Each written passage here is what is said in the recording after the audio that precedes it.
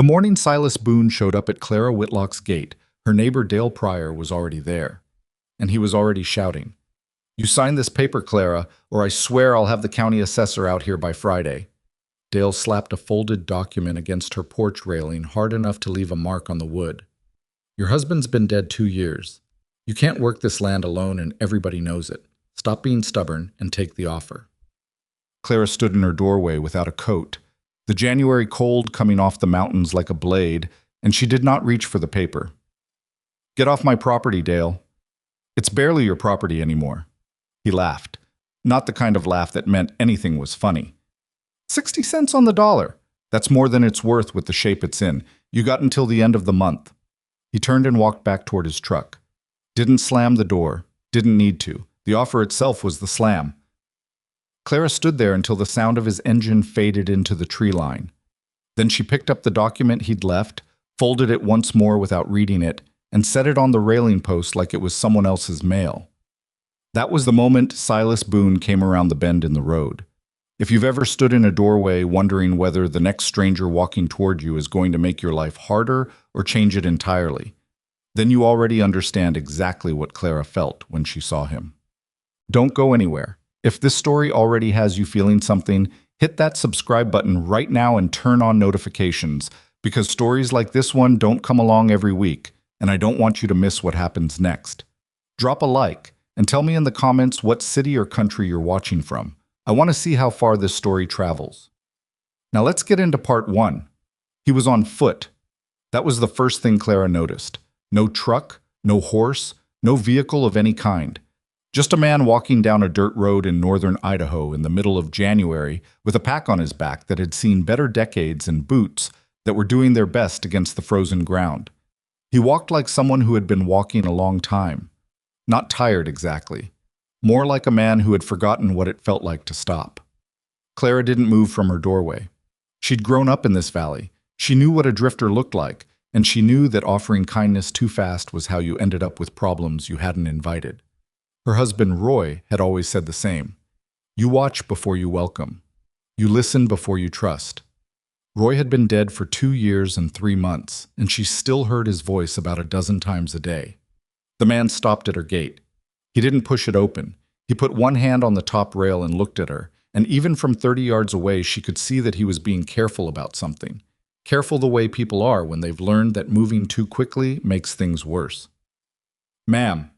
He nodded once. "I'm not looking for trouble or charity. I just need to know if that barn of yours is in use through winter." Clara looked past him at the barn. The old gray structure sat at the far end of the yard, leaning slightly to the east the way it had been leaning since before she was born. The roof needed work. 2 of the boards on the north wall had pulled loose in November's wind, and she hadn't gotten to them yet because there were 14 other things she also hadn't gotten to yet. "It's a barn," she said. "What do you want with it?" "A place to sleep until March." He didn't look away when he said it. "I can work for it. Fence repair, roof work, whatever needs doing. I won't take wages. I just need somewhere out of the weather." Clara studied him for a moment. He was tall, somewhere in his mid-40s, with the kind of face that had been weathered not just by sun and cold, but by something harder than either. His jaw carried about a week of growth. His coat was thick wool, old but well-maintained, which told her something. A man who doesn't care anymore doesn't bother keeping his coat. "You got a name?" "Silas Boone." "Where you coming from, Silas Boone?" He paused just long enough to make the answer feel like something he'd decided to give rather than something that just came out. "Montana, most recently. Before that, a few different places." "You running from something?" "No, ma'am." A beat. "I'm not running. I just don't have anywhere particular to be." That distinction between running and simply having nowhere landed differently than she expected. She knew what running looked like. She also knew what it looked like when someone had simply let themselves drift until they didn't know how to stop. "Dale Pryor's going to be watching this place," she said. It wasn't a warning exactly, more like information she was sharing to see what he did with it. Silas glanced back down the road where Dale's tire tracks were still pressed into the frozen mud. "The man in the truck. He wants my land. He's been wanting it since my husband died." She crossed her arms over her chest, not against the cold, but against something else. Having a strange man on my property might make him think twice, or it might make him move faster. I haven't decided which. So that's a yes? That's a maybe, she said. Come back this afternoon. I'll tell you where things stand. He nodded, picked up his pack from where he'd set it at his feet, and turned to walk back down the road. No argument, no negotiation. He just went, as if the outcome didn't affect him either way. Clara watched him go and felt something she hadn't felt in 2 years. Curiosity that wasn't about a bill or a fence line or the weather. She went back inside and sat down at the kitchen table with a cup of coffee that had gone cold while she was standing in the doorway. And she thought about the fact that the last time a stranger walked down that road and stopped at her gate, it had been the minister coming to tell her Roy was gone. Silas came back at 2 in the afternoon. She'd spent the hours in between doing 3 things. Her regular work, which never stopped for anything. Thinking about Dale Pryor's offer and what it meant and how long she could hold against it. And trying to remember the last time she had let another person through that gate for any reason that wasn't business or obligation. The answer on that last one was a longer stretch than she was comfortable with. When she heard his boots on the gravel, she went to the door before he knocked and pulled it open. He was standing a few feet back from the porch, not crowding the door. She noticed that too. The barn roof leaks on the east side, she said. The stovepipe on the north wall is cracked and I've been meaning to replace it. 2 fence sections along the upper pasture need to be reset. If you can manage those things, and whatever else comes up, you can have the barn through the end of February. After that, we see where things stand. He looked at her steadily. That's fair. One more thing. She held the door but didn't step back to let him through. You don't come in this house unless I invite you. You don't touch anything that isn't part of the work. And if you drink, you do it somewhere I can't see it. I don't drink. Then we don't have a problem. She finally stepped back. Come in and get warm. I'll show you where the tools are. He came in without making a production of it, without thanking her excessively, without looking around the room in that particular way that some men did, cataloging what they saw as if they were making calculations. He just came in, set his pack by the door, and followed her to the mudroom where Roy's tools were hanging on their pegs exactly where Roy had left them. She watched Silas look at the tools. Good set, he said quietly. My husband's. He took care of things. Silas didn't say anything to that. He just nodded, once, and she thought he understood something that she hadn't actually said. The first week he worked like a man trying to outrun something. He was up before Clara, which she only knew because the sound of the hammer on the barn roof would sometimes reach her bedroom window in the gray light before sunrise. She didn't ask him to start that early. She also didn't tell him to stop. There was something about the sound of someone working on the place that she hadn't realized she'd missed until it was happening again. He fixed the roof in 3 days. Better than fixed. He replaced 12 boards she hadn't even identified as failing yet, found a weak spot in the ridge beam and reinforced it, and cleared the gutters on both sides while he was up there.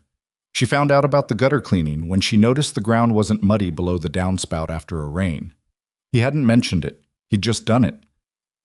She left a plate of food at the barn door that evening. She wasn't sure why exactly. It wasn't pity. She told herself that clearly. He was doing more work than she'd agreed to pay for, and feeding a working man felt reasonable. Practical. Nothing more. She went back inside and ate alone at her table, in the chair that faced the door, beside the chair that no one sat in. The plate was back by her door the next morning, washed and stacked neatly on the step. On day 9, she was in the upper pasture checking the fence line he'd been resetting, and she got there to find him standing over a section that had been more damaged than she'd realized, the posts rotted through at the base, the whole run of wire sagging and tangled in the frozen grass. He had already pulled out 3 posts and was working on a 4th, using a method she hadn't seen before, rocking it back and forth in a specific pattern that loosened the frozen earth without breaking the post itself. She watched him for a minute before he noticed her. "Where'd you learn that?" she asked. He looked up. He had a smear of dirt across his jaw and his breath was coming in clouds in the cold air. "Worked a ranch in Wyoming once.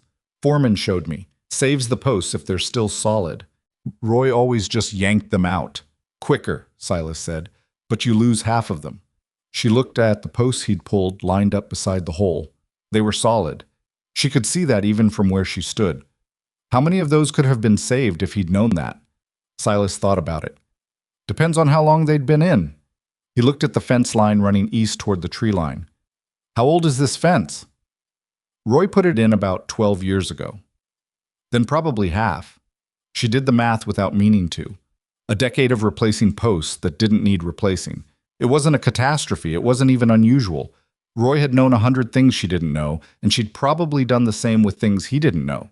But standing there watching Silas line up salvaged posts in the frozen dirt, she felt an unexpected grief for the small inefficiencies of a life shared with someone. For all the little things Roy hadn't known that hadn't mattered at all when he was alive. "I'll get you some coffee," she said, and walked back toward the house before the feeling could settle into something she'd have to deal with. It was 2 weeks before she invited him in for supper. She told herself it was because he'd worked through a particularly brutal cold snap, 3 days where the temperature dropped low enough that she'd worried about the pipes, and feeding him properly in those conditions wasn't sentiment, it was management. You don't let a working animal get run down in January because you're too proud to open your door. She set the table for 2 without thinking about it, realized what she'd done when she put the second fork down and stood there looking at the place setting for a moment longer than was necessary. She left it there. Silas came in, washed his hands at the mudroom sink, and sat in the chair across from hers without her having to indicate where she meant him to sit. He took the chair that wasn't Roy's chair. She hadn't thought about how there were 2 empty chairs in this house, hers and Roy's, and that she'd placed the second setting at the one she never sat in, which wasn't either. He noticed the food before he noticed anything else, and she appreciated that.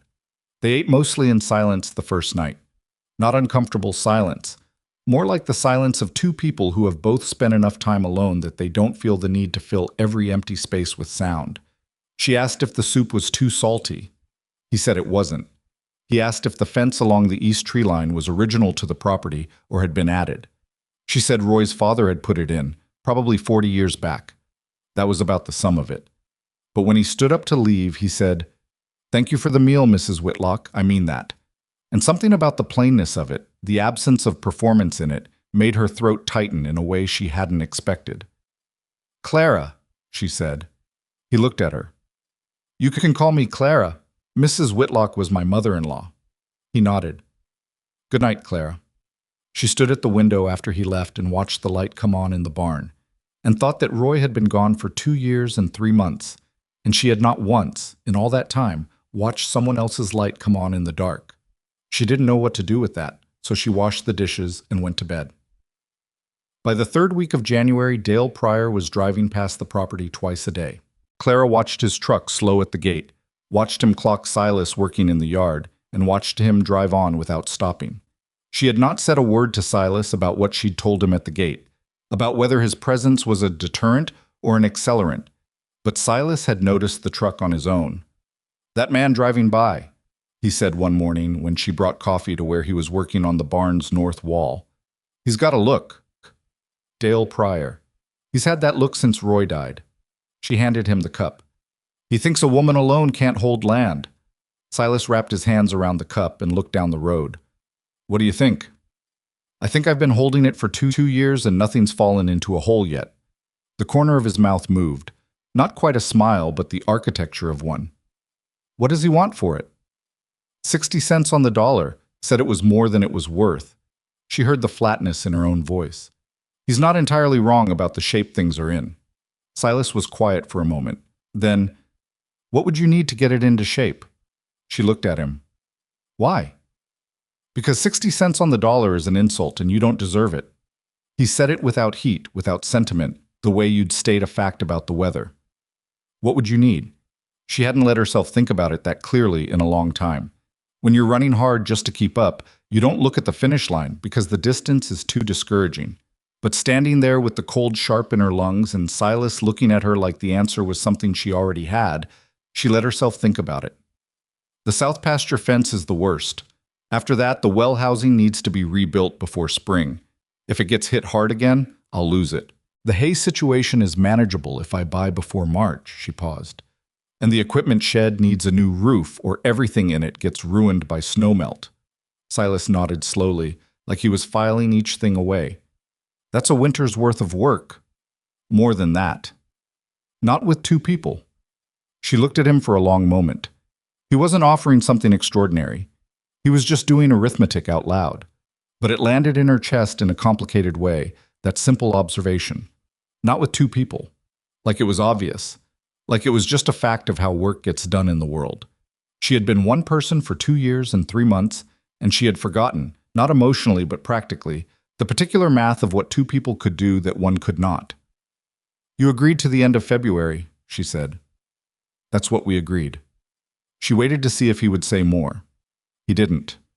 He handed the empty cup back to her and turned back to the wall, and she stood there holding the warm ceramic in the frozen air and felt something loosen in her chest just slightly, like a knot that wasn't ready to come undone yet, but was beginning to remember it could. That night, she moved the sewing basket from the chair beside the fireplace. Not because of Silas, she told herself that clearly. Just because it had been sitting there for 2 years and she needed the thread. She sat in her chair by the fire, and across from her, for the first time in 2 years and 3 months, there was an empty chair with nothing in it. Not even a basket, just space. It was harder to look at than she'd expected. She went to bed early and lay in the dark listening to the wind come off the mountains and thought about Roy. And then, quietly, without guilt, she thought about the man sleeping in her barn and wondered what it was he was running from when he said he wasn't running. Because she recognized it. The way you recognize a word in a language you didn't know you'd learned. She knew what it looked like to be somewhere you never meant to stay. She also knew what it looked like to be too afraid to move. The question was which one Silas Boone was. And under that question, deeper, one she hadn't let herself ask out loud yet. Which one was she? The empty chair stayed empty for 3 more days. Clara didn't put the sewing basket back. She also didn't mention it to anyone, because there was no one to mention it to, which was the whole problem compressed into a single sentence. She just walked past it every morning and every evening and let it sit there being empty, which was harder than having something in it, and also, somehow, more honest. Silas didn't come inside again until she invited him, which she did on a Thursday when the temperature dropped hard enough to freeze the water in the bucket she kept by the barn door. She didn't make a ceremony of it. She just appeared at the barn with the lamp at 6 in the evening and said, "Supper's on if you want it," and walked back without waiting for his answer. He came in 12 minutes later. She knew it was 12 minutes because she was watching the pot and not the clock, which is the only way you end up knowing exactly how long something took. They ate beef stew that she'd put up herself in September, dark and thick with carrots that had gone slightly soft the way carrots do when they've been in a jar for months, and cornbread that she'd made that afternoon more out of restlessness than hunger. He ate everything on the plate and didn't make a performance of appreciating it, which she found she preferred to compliments. Roy had always praised her cooking loudly, and she had loved him for it, and she also sometimes wondered if he was being entirely truthful. "The well housing," Silas said, when the plates were nearly empty. "How long has the wood been soft on the south side?" "Since last spring, maybe before. I noticed it in April." "You should let me look at it tomorrow." "I know I should," she said. "I've been getting to it." "Before the next hard freeze would be better." She looked at him across the table. He wasn't pushing. He was stating a fact in the same tone he'd used to mention that a cloud looked like rain. It was hard to be irritated by someone who wasn't trying to manage you. "I'll show you in the morning," she said. He nodded and went back to his cornbread. After a silence that neither of them rushed to fill, she asked, "Where were you before Montana?" He considered that longer than the question seemed to warrant. "Nevada. Before that, Utah. Before that, a stretch down in New Mexico." "That's a lot of ground to cover." "Didn't all happen at once." He set his fork down, not in a decisive way, more like his hands just wanted a rest. "Been moving, on and off, for about 7 years." 7 years. She filed that away without pushing at it. "What did you do before the moving?" Something shifted in his face. Not dramatically. He wasn't the kind of man who showed things dramatically. But it was there, a slight tightening around the eyes, a fractional adjustment of his jaw. "Had a place," he said. "In Eastern Oregon. Small operation. Cattle, mostly." "You sold it?" "No." He picked up his fork again. "I left it." She understood instinctively that there was a universe of difference between those two things, and that the difference was not something he was going to walk her through right now, and possibly not ever, and that was his right. She'd asked a question, and he'd answered it more honestly than he had to, which was more than most people would do. "You miss it?" she asked. "Just that." He looked at the wall behind her for a moment. "Miss isn't quite the right word." She didn't ask what the right word was. She just said, "More coffee?" And when he said yes, she got up and poured it, and that was the end of that conversation. But it wasn't the end of the thing underneath it, which had been started and was now sitting between them like a coal that wasn't ready to be ash yet. The next morning, he looked at the well housing, and she watched his face as he walked around it, crouching at the corners, pressing his thumb against the wood in 3 different places to test the rot. She had learned in the past 3 weeks that his face was a more reliable instrument than most people's words. When something was worse than expected, he got quiet in a particular way. When it was better, there was a slight release across his forehead, nearly invisible. Right now, his face was quiet in the particular way. "How bad?" she asked. "The whole south face needs to come off and be rebuilt. The 2 side sections are borderline. I'd replace them while I'm at it. Costs you more lumber, but you won't be back here in 2 years doing it again." He stood up. "The north face is fine. 1 good wall. That's usually how it goes." She looked at the well housing and then at the list in her head of things that cost money and the column on the other side of that list that represented what she had. And the math was the kind that required you to make choices about which problem you could afford to solve now and which one you were going to gamble on surviving without solving. "What would you do?" she asked. Not in a way that was surrendering her own judgment, just genuinely asking. He thought about it, which she appreciated. He didn't immediately answer. "Rebuild the whole thing. A well's not a place to gamble." A pause. "But I understand if the lumber's a stretch." "It's a stretch." He looked at her. "I can pull the good boards from the south barn wall where I replaced them. Enough to cover most of the side sections. Saves you buying as much." She hadn't thought of that. She felt a small frustration at herself for not thinking of it, and then immediately let the frustration go, because that was the kind of thing you could do when someone was around to think of it with you, and she had been thinking alone for 2 years and 3 months. "All right," she said, "do it." He had the south face off by noon and the salvaged boards sorted by 1 in the afternoon. Clara brought sandwiches and ate hers sitting on the frozen ground beside the lumber pile because there was nowhere else reasonable to sit, and she wasn't going back to the house just to eat standing at the counter. Silas sat across from her on an upended bucket, which had probably been more comfortable than the ground, but not by much. "You always eat outside in January?" he asked. "I'm supervising." He bit into his sandwich. "How am I doing?" "Acceptable," she said, and he made that almost smile again, which she was beginning to recognize as the highest register of his visible amusement. That was when Dale Pryor's truck turned into her drive. She knew the sound of his engine the way you knew any recurring irritant, intimately and without affection.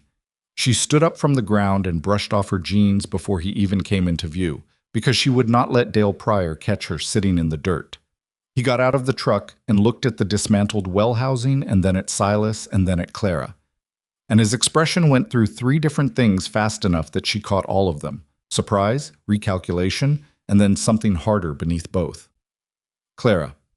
He nodded at her and didn't acknowledge Silas at all, which was its own kind of statement. "Dale."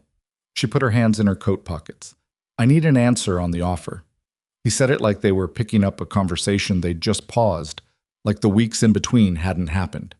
"End of month is coming up." "I know when the end of the month is." He looked at the well housing again, at the boards stacked on the ground, at Silas sitting on his bucket eating a sandwich and not pretending to be invisible. "You're spending money on repairs now?" "I'm spending labor on repairs." "Which is what you do with a working property." His jaw moved slightly. "Clara, I'm trying to help you. This land is going to keep eating money you don't have, and eventually you're going to be in a position where 60 cents is a good memory. I appreciate your concern, Dale." "I don't think you do." His voice dropped, not quietly, but in that way that men sometimes did when they wanted you to hear the weight of a thing without the surrounding people catching it. "Roy would have wanted you taken care of." Something went cold in her that wasn't related to the temperature. "Roy would have wanted me to keep what we built." She said it flatly. "Don't come back here with his name in your mouth." Dale looked at her for a long moment. Then he looked at Silas. Silas had stopped eating, but he wasn't standing up and he wasn't saying anything. He was just present, which was enough. "I'll come back in a week," Dale said to Clara.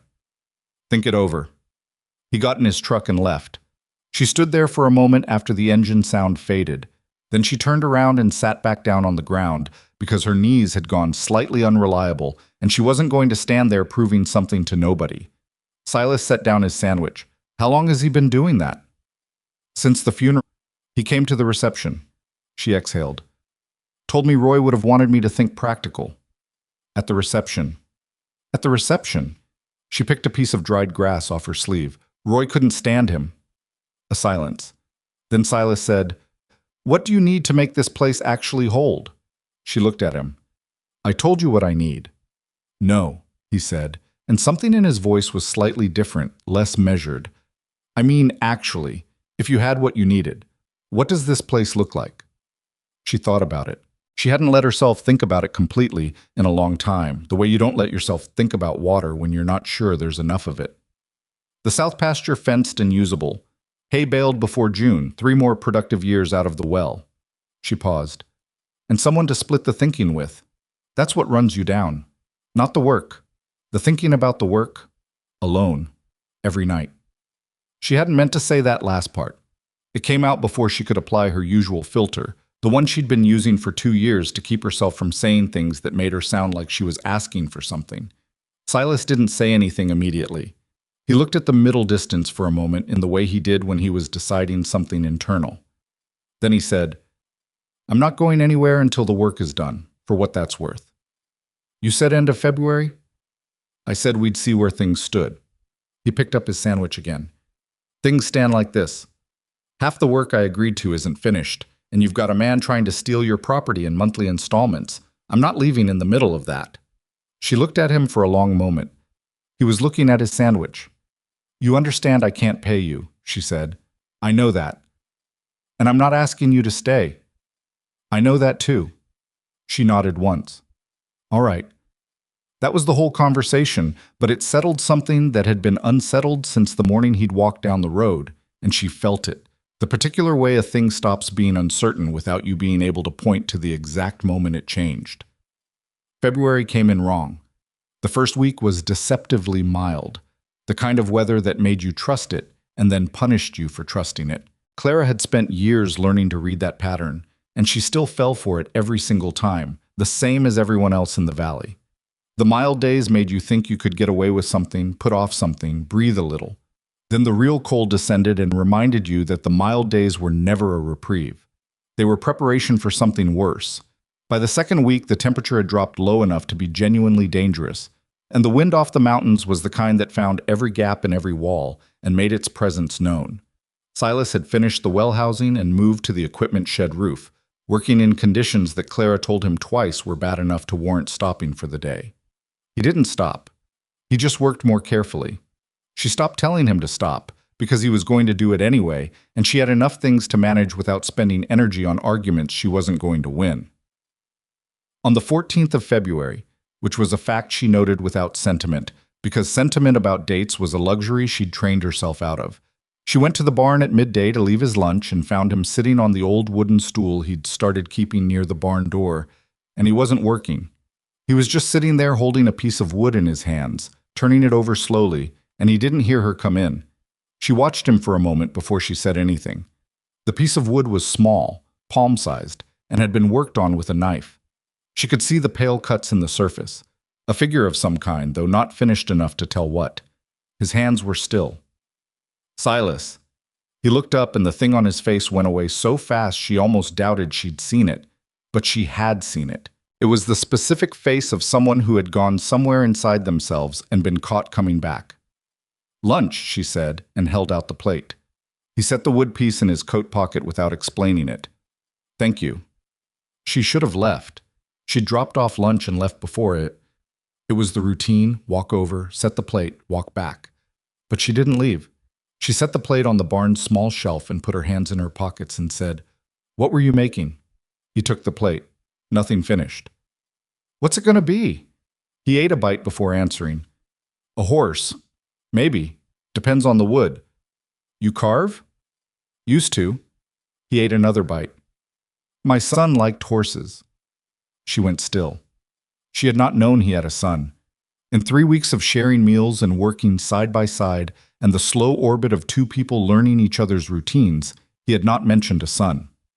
And the way he'd said it, liked past tense, without bracing himself, told her everything she needed to know about what that word meant. She sat down on a hay bale, not because she'd decided to stay, but because her body made the decision before she did. "How old?" she asked.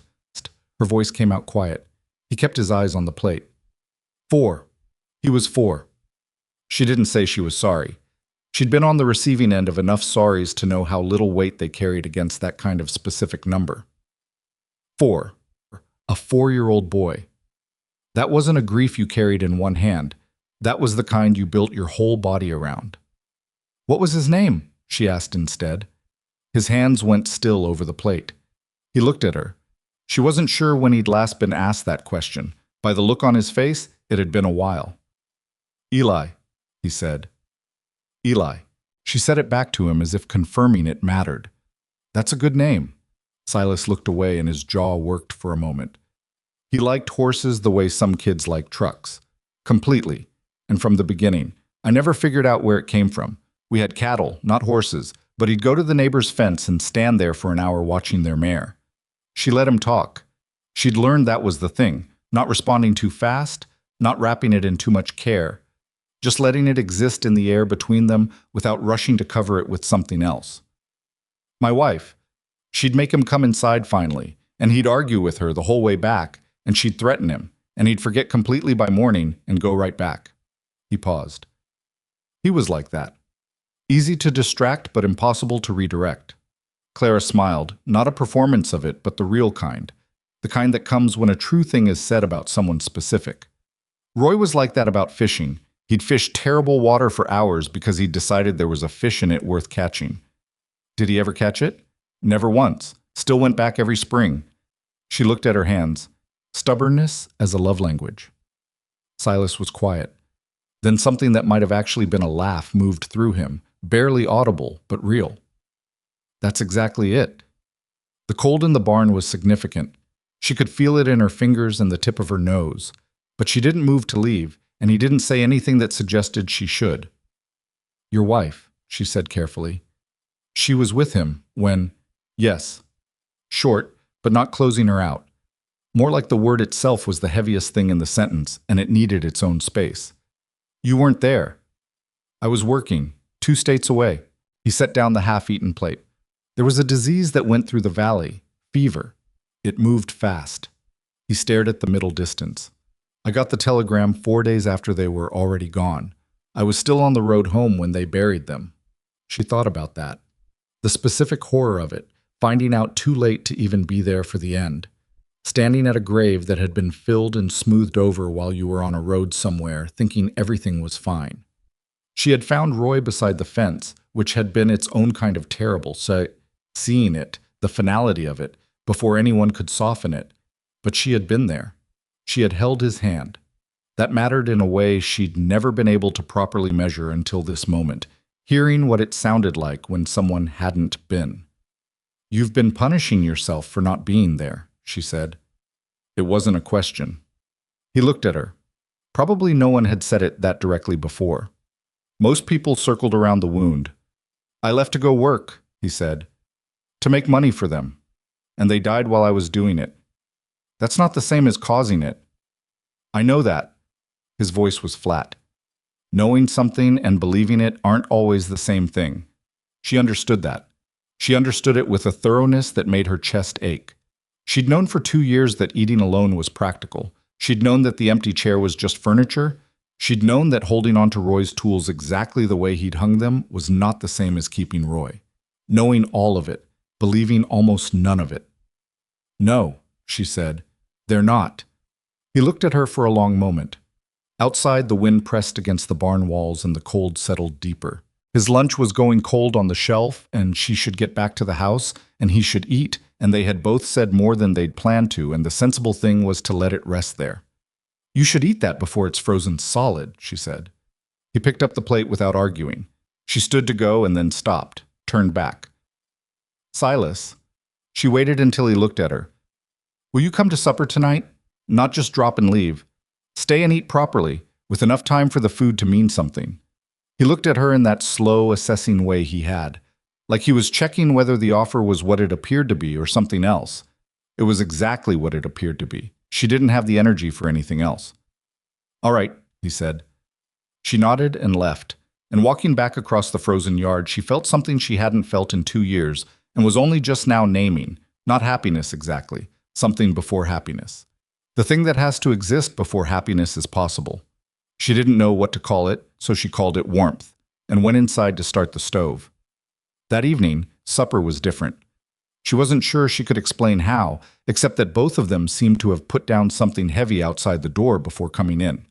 The conversation moved more easily, not because they were trying harder, but because they were trying less. They talked about the ranch in the way two people talk about work they both care about, practically, and with some heat, disagreeing about the best way to approach the south pasture fence without either of them raising their voice or backing down entirely. He thought post spacing every 8 feet was sufficient for cattle pressure. She said Roy had done 10 and lost 3 sections in one bad winter. He said Roy's posts might have been a different gauge. She said she could show him the receipts if he wanted to argue about it. He said he didn't need to see the receipts. They ended up agreeing to 9 feet, which satisfied neither of them completely, which was probably the right answer. Halfway through the meal, she told him about the first winter after Roy died.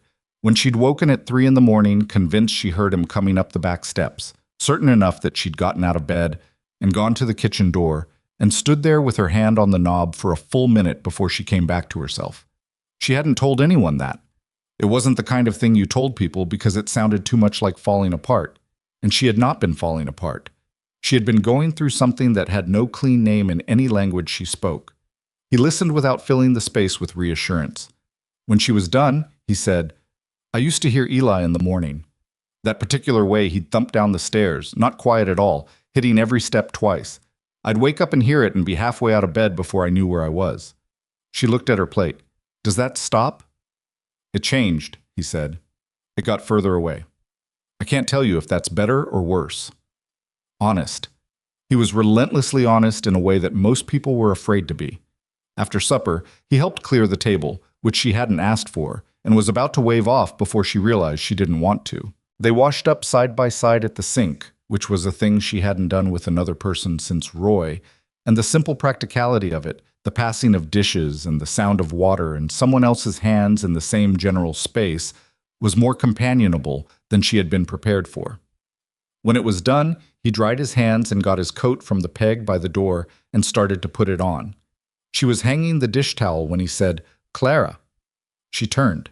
He was holding his coat and looking at her with that expression he sometimes got, the one that suggested a complete sentence was being considered carefully before any part of it was released. "I haven't talked about Eli to anyone in about 4 years, he said. "I want you to know I didn't plan it." "I know." "I'm not sure what it means."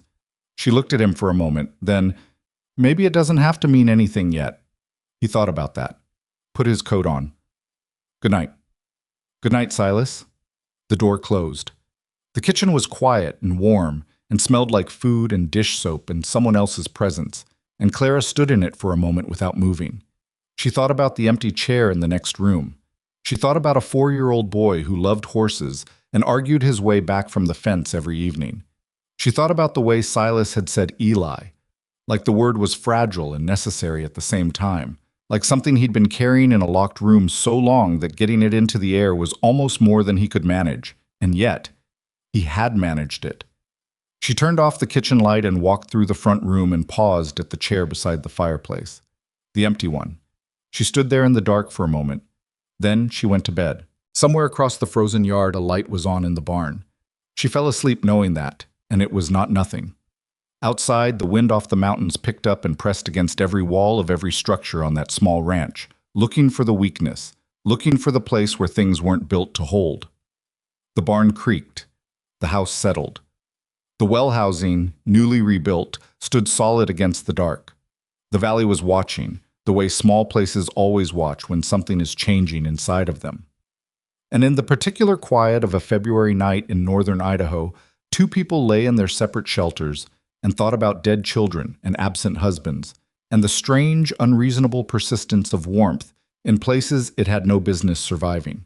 Neither of them slept easily, but neither of them was entirely alone in the not sleeping and that was a thing that had not been true for either of them in a very long time. The Valley started talking on a Wednesday.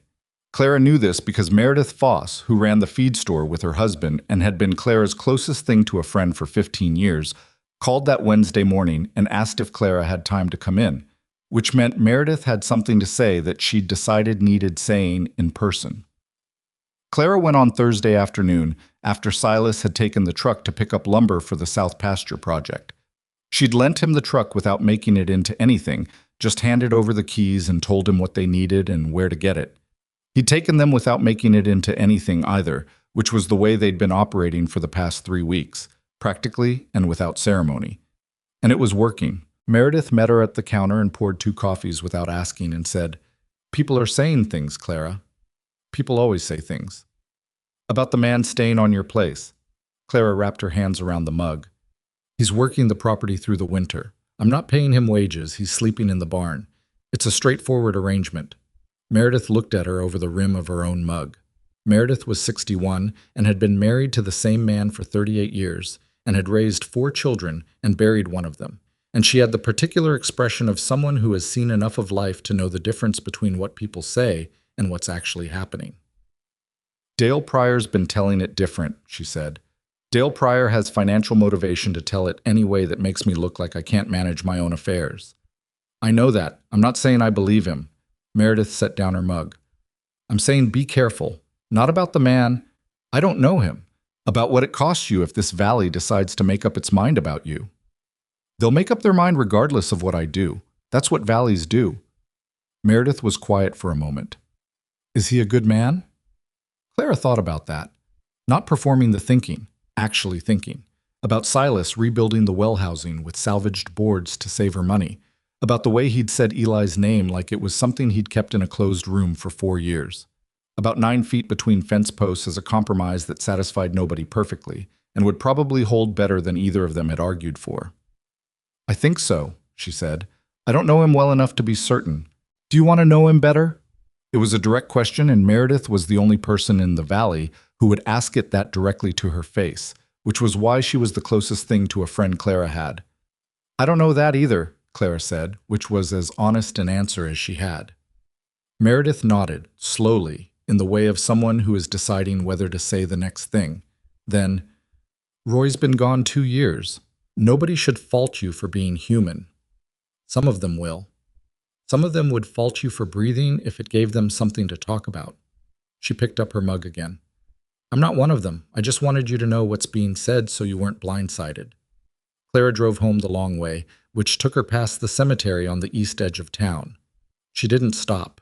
She never stopped unless she meant to, and today she didn't mean to, but she slowed down slightly in the way she always did, the involuntary reduction of speed that her hands made even when her mind told them not to bother. Roy's grave was in the second row from the left, under a pine that had grown broader in the 2 years since she'd stood there in the November wind and watched them put him in the ground. She could see the top of the headstone from the road. She drove on. Silas was back before her, the lumber stacked neatly beside the barn with the tarp already over it, weighted at the corners with rocks he'd chosen deliberately for the right size. The truck was parked straight.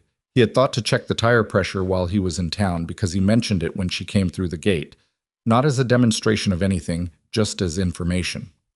"Front left was low," he said. "I put it at the station." "Thank you." She got out of the truck. "Did anyone give you trouble in town?" He paused for just a half-second.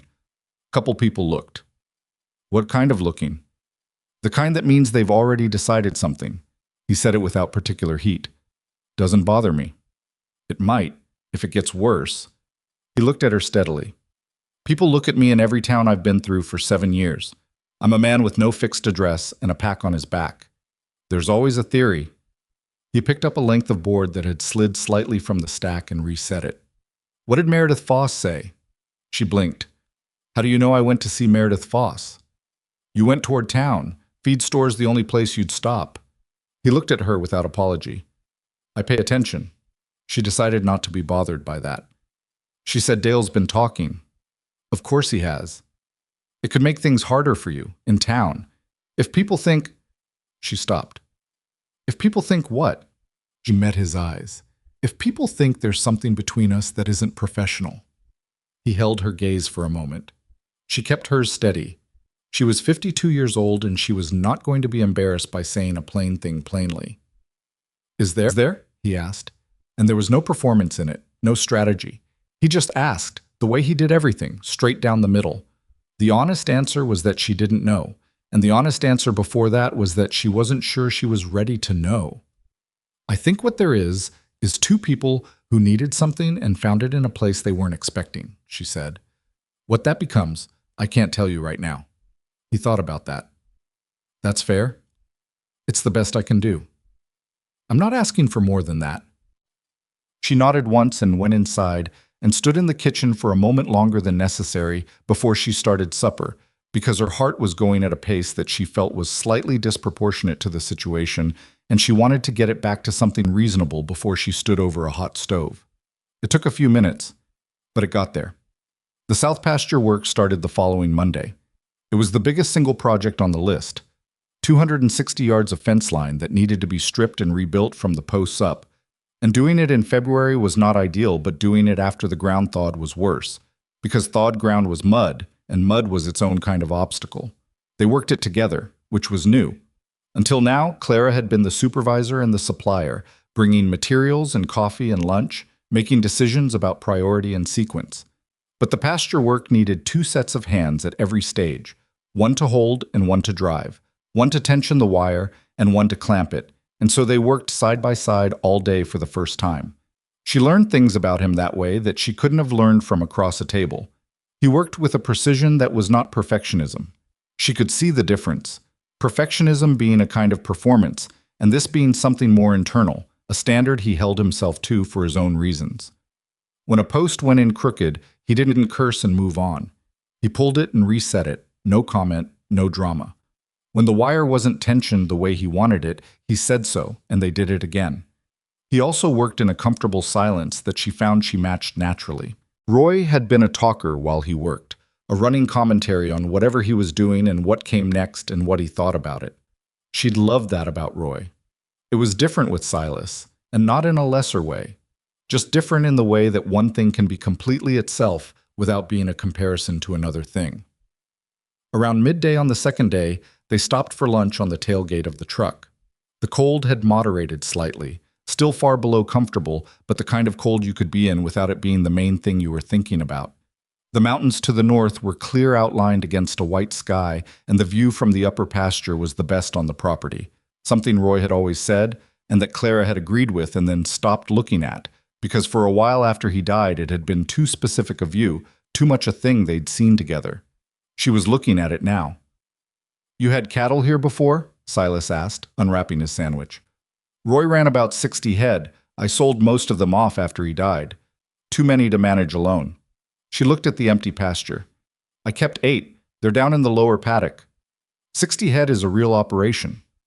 Roy worked it with one hired hand in summer, just us in winter. She bit into her sandwich. We were going to add to the herd this year, had it planned out. She stopped. That year turned into something else. He was quiet for a moment. Do you want to get back to that size? It was a practical question, but it landed in her chest in a bigger way than he probably intended, because it was asking her to think about wanting something again, about the future as a place she was actually going to inhabit and not just stumble through. Eventually, she said, if the land's secure and I have help, you'd need another hired hand by summer. I'd need to be able to pay for one, which requires the land to be producing. She looked at the fence line. One thing at a time. He nodded and ate, and they sat in the cold with the mountains in front of them. And it was comfortable in a way she would not have believed 6 weeks ago when she'd stood in her doorway and watched a stranger come down the road. The third day of fence work, Dale Pryor came in through the property gate in his truck and drove up to the pasture, which he had not done before, and which was a different level of intrusion than stopping on the road. Clara saw him coming from 200 yards away and set down her wire tool and waited. Silas set his down too, but didn't come to stand beside her. He stayed where he was, maybe 20 feet back, which was close enough to be present and far enough to let her handle it first. Dale got out. He looked at the fence work, at the posts, at Silas, and then at Clara. You turned down my offer, he said. I didn't turn it down. I didn't respond to it.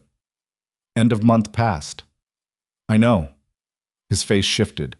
Something behind his eyes that she didn't like, that had always been there but was harder to disguise now that he wasn't pretending to be helping her. Roy had a note with First Community Bank. Did you know he'd renewed it 6 months before he died? She felt her stomach drop, but she kept her face still. I've been in conversation with them, Dale said. The note's coming due in April. They know the property's struggling. He paused. I could make this easier for you, Clara. I'm genuinely trying to do that. You're genuinely trying to buy my land under market value by making me feel like I have no choice, she said. You've been trying to do it for 2 years. Dress it however you want, Dale. His jaw tightened. That note is real. April is real. So is my deed, she looked at him. If you're done, I've got a pasture defense. He looked past her at Silas. Something passed across his face, complicated and not good. How long are you planning to keep him here? That's my business. The county might think otherwise. She felt the anger move through her like a current, hot and clarifying. What's that supposed to mean? Just that people notice things. And a woman alone with a man nobody knows anything about, that gets talked about. He said it with the particular ease of someone who knows they're saying something threatening while maintaining plausible reasonableness. For your sake, Clara, people worry. She walked toward him 3 steps, which put her close enough that he had to look at her without anything between them. You come onto my property again without being invited, I'll call the sheriff. Not because I need help, because it'll go on record. She held his eyes. We're done here. Dale looked at her for a long moment. His expression did the thing again, the rapid cycling through options. Then he went back to his truck and drove out, and she stood there until he was off the property and through the gate. She turned back to the fence line. Silas was already back at work, tensioning wire, as if he hadn't heard any of it, which she knew was not the case. She picked up her tool and went back to her section, and they worked for another 20 minutes in silence before she said, without stopping what she was doing, There's a banknote. I didn't know he'd renewed it. How much? I don't know the exact amount. Roy handled the finances. She set her pliers down for a moment, just for a moment. I should have looked at all of it sooner. I kept putting it off. That's not a character flaw. That's grief. She picked the pliers back up. It might turn into a problem. Or it might not. You don't know yet. He drove a staple with 3 measured strikes. Find out what you're actually dealing with before you decide how scared to be. She thought about that. It was such a sensible thing to say that it was almost annoying, the way sense often was when you were in the middle of not being sensible. I'll call the bank tomorrow, she said. All right. They worked until the light went. The bank call was both better and worse than she'd feared, which was the specific mathematical formula that real problems usually followed. The note was real. The amount was significant, but not catastrophic. The renewal Roy had done before he died had bought a low interest rate and better terms than she'd have gotten now. April was the deadline, but the loan officer, a young woman named Patterson, who was professional without being unkind, said that if Clara came in and showed the property was being actively maintained and improved, they'd have a conversation about extension. She told Silas about it at supper that night. She'd made soup again, the second batch of the season from the same jars. And this time she hadn't thought twice about setting the table for 2. It was simply what the table was for now. So they'd extend it, he said, if I can show them the improvements. That's actually good news. It's conditional good news. Most good news is conditional. He broke bread without looking up from the bowl. When do you need to go in? She said any time before the 1st of March. I'd rather go sooner. Wednesday's clear. I can manage things here. She looked at him across the table. In the lamplight, the kitchen was warm and the soup was steaming, and somewhere outside the February wind was pushing at the house and not getting in. Silas, she said, what happens to you after winter? He was quiet. I'm asking practically, she said, though they both probably understood that wasn't entirely true. Because I'm going to need to make some decisions about the summer, and She stopped. I've gotten used to having a second person in the equation. I'd rather know whether that's going to still be the case. He looked at his bowl, then at her. I told you I wasn't leaving in the middle of things. The fencing will be done soon. The equipment shed roof is close. There's the hay situation, he said. You said that yourself, before June. That's a few months away. I know where that is on the calendar, Clara. She met his eyes. He held hers. I don't know how to ask what I'm trying to ask, she admitted. I think you're trying to ask if I'm going to leave. Yes. He was quiet for a moment, the particular quiet that meant something was being weighed. I've been leaving places for 7 years because staying required caring about what happened next. And for a long time, I couldn't. He looked at the table between them, then back at her. This is the first place in 7 years that I've thought about in terms of what happens next. It was not a declaration. He was not the kind of man to make declarations. But it was a true thing said plainly, and she felt it settle in her chest with a weight that was not uncomfortable. All right, she said.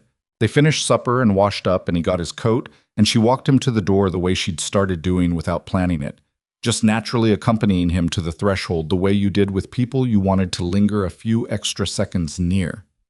He was pulling his coat on when he stopped. His hands went still at the buttons.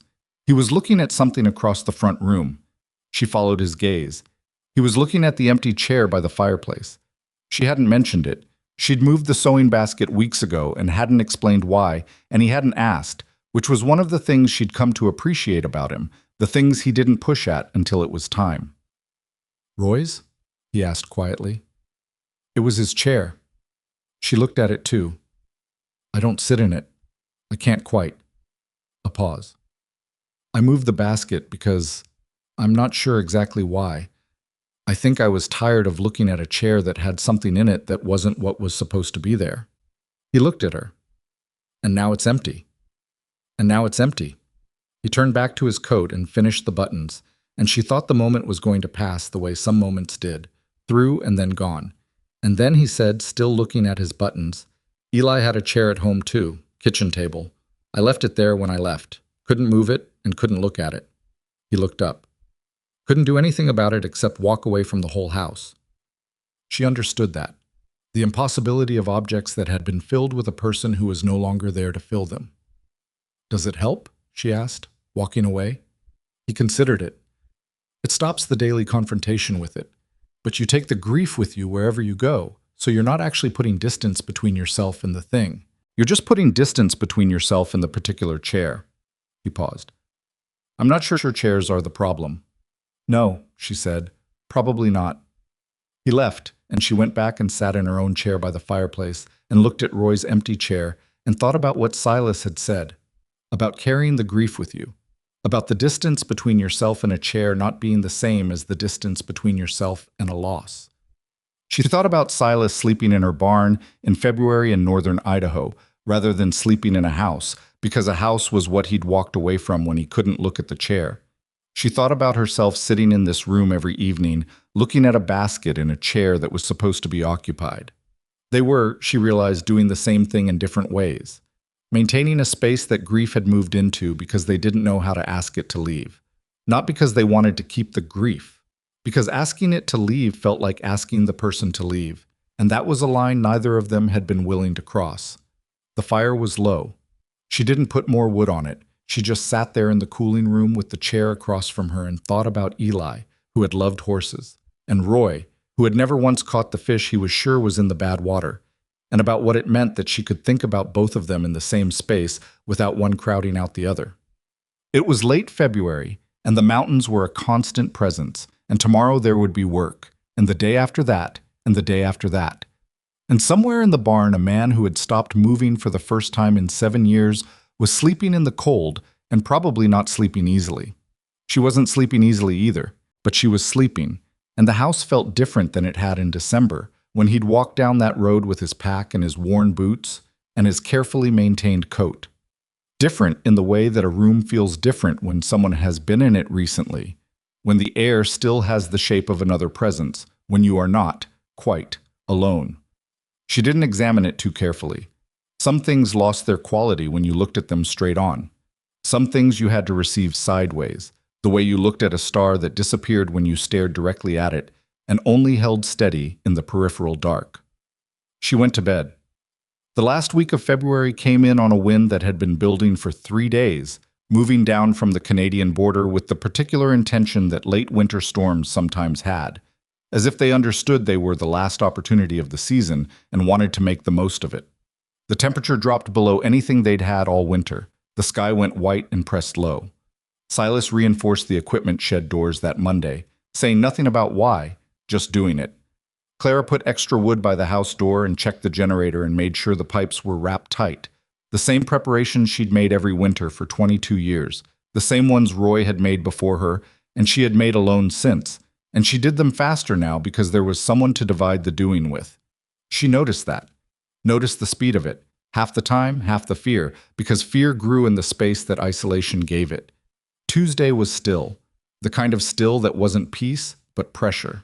Clara spent most of it inside, doing the accounting she'd been putting off, going through the documents in Roy's file box that she'd been circling for months. The banknote, the records of the records, the particular archaeology of a life that had been run by someone else and that she was now the only keeper of. She found things she hadn't known. A small savings account Roy had opened years ago in her name, apparently for reasons he'd never explained, modest interest in silence for 8 years. Not enough to fix the problem, but enough to put a different color on it. She sat with that for a while. She found a photograph she hadn't known was in the box. Roy at maybe 35, before she'd known him, standing in a field with his arm around someone she didn't recognize. A man about his age, laughing at something outside the frame. Both of them in the posture of close friends, the unguarded ease of it. On the back, in Roy's handwriting, a name she didn't know, and a year and nothing else. She had spent 20 years with this man, and there were still rooms she'd never been in. She put the photograph back in the box carefully and thought about that. Not with sadness exactly, with something more like wonder at the necessary incompleteness of knowing another person. You got the best parts, the chosen parts, and you loved those, and the rest existed in boxes and peripheral mentions, and the expression on someone's face when something triggered a memory they hadn't decided to share. She'd been doing the same thing to Silas, showing him pieces, and he to her. And that wasn't dishonesty, that was just how people came to each other, incrementally, which was maybe the only safe speed for something that mattered. That night, the wind picked up hard enough to rattle the house's old window frames and send something metallic clattering across the yard. She went to the window and looked out toward the barn. His light was on. She watched it for a moment, that small yellow rectangle in the dark, and felt the specific comfort of a lit window that someone else was responsible for. Roy's light had been on in the barn some winter nights, working late, and she had watched it from this window. The particular comfort of knowing where someone was, and that they were all right. She watched Silas's light, and then she went to bed, and she had been asleep for maybe 3 hours when she woke to a smell. Not wind, not cold. Something else. Something that took her sleeping brain a full second too long to identify. Smoke. She was at the window before she was fully awake, and what she saw stopped everything in her for the span of one heartbeat, and then sent her moving faster than she'd moved in years. The barn's east wall was lit from inside with a light that was not a lamp and was not yellow, but orange, jumping and violent and wrong. And even as she watched, the first tongue of flame found a gap between the boards and pushed through into the night air. The barn was on fire, and Silas was inside it. She did not wait. She did not think about waiting. She pulled on her boots and her coat in the time it took to breathe twice, and she grabbed the heavy horse blanket from the hook by the back door, the one they kept there because Roy had always said you needed one near the door, and she ran. The cold hit her like a wall, and the smoke hit her 2 seconds later, and she could hear it now, the fire's particular appetite, the sound of it eating the dry winter air and the old dry wood with equal enthusiasm, and she soaked the blanket at the trough as she ran past it, drenching herself in the process. The cold water so shocking that for a moment her whole body seized and she nearly went down. She didn't go down. The barn door was on the west side, away from the worst of it, and she hit it with her shoulder, and it gave, and she went in low the way she'd heard you were supposed to, under the smoke, and the smoke was everywhere, thick and purposeful, and she could not see more than 5 feet. "Silas!" Her voice came out wrong, thinned by smoke and urgency. "Silas!" A sound. From the loft. Something that was not the fire. She went toward it. The loft ladder was at the back wall, away from where the fire had started, but the fire was moving the way fire moved, faster than logic allowed, and the east wall above her was glowing through the boards, and she could feel the heat pressing down from the loft floor. She went up the ladder with the wet blanket over her shoulders, and at the top she found him. He was on his hands and knees, trying to get to the ladder, but the smoke was so thick up here that he'd lost the direction of it. His face when she grabbed his arm was barely conscious, the smoke having taken most of what he had. "I've got you," she said, though she wasn't sure he heard it. She pulled, and he moved, not fighting her, and she got them both to the ladder and got him down first with her hands guiding him at each rung. At the bottom he couldn't stand straight, and she got under his arm and they went for the door. Behind them something large gave way with a sound like a verdict. They came through the barn door into the freezing night air and went 6 steps, and then Silas's legs gave out completely, and they both went down onto the frozen ground, Clara going to her knees beside him, and she pulled the wet blanket around both of them against the cold. And they were there, outside, and the barn was behind them doing what fire does when it has decided it is finished holding back. Silas coughed until his whole body shook. She kept her hand on his back, not saying anything, just present. When the coughing eased, he sat up on his own and looked at the barn, and his face in the firelight was something she would not forget. "You went in," he said. His voice was wrecked. "Yes." "Clara." He looked at her soaking coat and singed hair and the red marks starting on her left hand where something hot had found her. "You went in after me. Don't make it a thing. You could have—" "I didn't." She looked at him directly. "You needed someone and someone came. That's all it was." He stared at her. In the firelight his eyes were doing something she had not seen them do before, the specific dissolution of a man who has been holding something rigid inside him for a very long time and has just felt it crack along a seam he didn't know was there. She held his gaze. "For 7 years," she said quietly, "you've been punishing yourself because you weren't there when they needed you, because you couldn't save them." She felt her throat tighten, but she kept her voice steady. "But tonight you needed someone, and someone was there. Someone came through that door for you, Silas." She paused. "Does that mean anything to you?" The barn's roof caved inward with a sound that shook the ground beneath them and sent a column of sparks into the black sky, and they both felt it through their bones, and neither of them moved. He looked at the fire for a long time. She watched his face work through something she couldn't name and wasn't going to try to name because it was his, and it was private, and it was overdue. Then he looked at her. Just looked at her.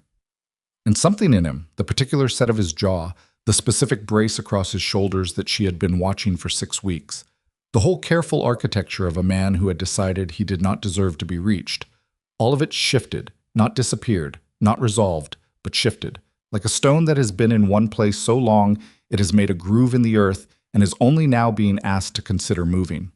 The barn burned.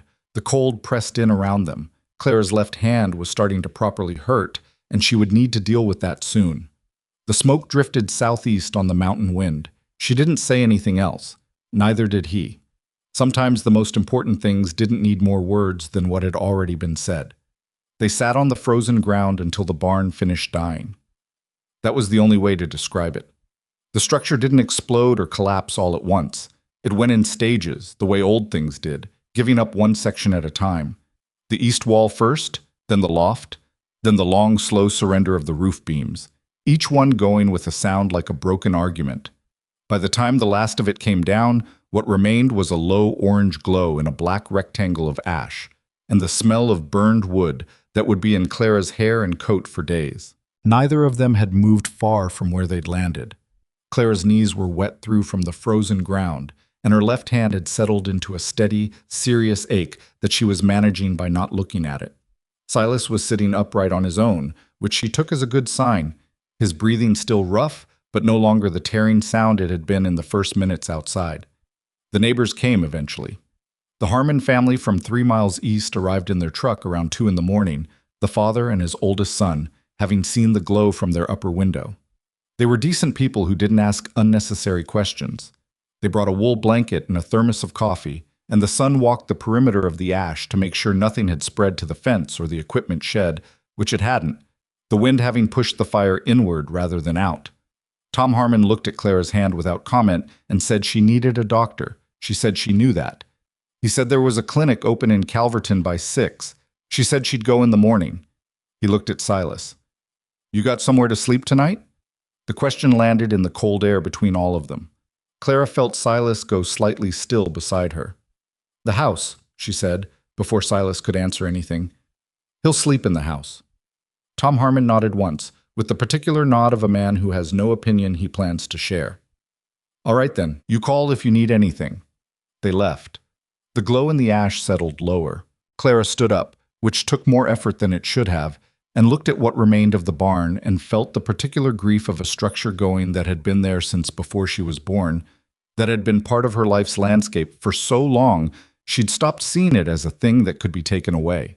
Roy had been born 2 counties over, but he'd called this barn by name, Old Mary, because of the way the wind made a sound in the east wall gap that he said sounded like a cow calling in. She'd told him that was ridiculous. She'd never disagreed with him about the name. She stood there and let herself feel it for exactly 1 minute. Then she turned to Silas. "Come inside," she said. He looked at the ash, then at her. He had soot on his face and his eyes were still reddened from the smoke, and he looked like a man who had been through something significant, which was because he had. "Clara, I don't need—" "The barn is gone," she said. "Come inside." He came inside. She put him on the couch in the front room with a blanket she brought from the linen closet, the good heavy one she kept for winter guests, which she hadn't used in 2 years because there hadn't been any winter guests. She got him water, and he drank it. She put the kettle on for tea, and while it heated, she sat across from him in her own chair, the one she always sat in, and looked at him in the lamplight. He looked back at her. "I need to ask you something," he said. His voice was still rough. "And I want you to answer it straight." "All right. When you came in there," he stopped, looked at his hands. "Did you think about not going?" She thought about it honestly. "No, not for a second." He absorbed that. "You should have. You could have been, but I wasn't." "Clara." His voice had something in it she hadn't heard before, something with an edge. "That was reckless. I'm not worth—" "Don't do that," she said, and the firmness in her own voice surprised her slightly. "Don't tell me what you're worth. That's not your calculation to make for me." He stopped. "You've been making that calculation for 7 years, she said, deciding what you deserve and what you don't deserve and building your whole life around the answer you settled on." She held his eyes. "I don't accept that answer, and I didn't accept it when I picked up that blanket." The kettle started to sound. She got up and made the tea and came back and set a mug near his hand and sat back down. Outside the wind was still moving, lower now, the main force of it having passed west sometime in the last hour. He looked at the mug.